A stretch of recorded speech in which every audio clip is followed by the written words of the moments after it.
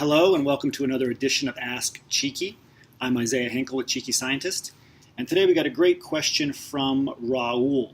So Raul asks, can you publish in journals while in industry, academic journals? Is it feasible? What about intellectual property concerns? So this is a great question, one that we get a lot, and the short answer is yes, you can absolutely publish in academic journals in industry, right? So your peer-reviewed journals that you're used to publishing in academia, you can publish in industry. This can happen in a variety of ways. So if you transition into a bench position, the data you collect, it can lead to discoveries that you can publish in academic journals. This happens all the time. And in some cases, it's easier because in industry, networking is more valued, and you'll have a lot of collaborations already set up with different institutions, different key opinion leaders, which will just be PIs in certain labs around the country, and you can definitely publish as part of these collaborations. If you move to a non-bench position, you can also publish. You can get on a paper by, let's say that you're working for a biotech company that produces an instrument that a lab needs to collect data.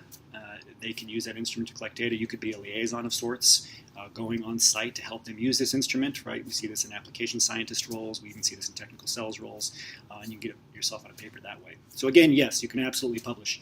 The one difference is that there are more concerns for intellectual property and for proprietary information in industry. So you might have to wait to publish until the product that you're working towards or working on, or the treatment or the service or whatever it is, has gone to market. You don't want to give away these proprietary secrets, so to speak, to other companies because that wouldn't be good competitively. Also, in terms of intellectual rights, you might have to wait till a patent has gone through in order to share that data. So these are some differences that you should be aware of, but it's no different than you see at some institutions, right? You see at Harvard, you see a lot of PIs guard their data very closely. They're much more protective to make sure that they're the first ones to be able to publish it without getting scooped. So there are some differences, but it's not that big of a difference.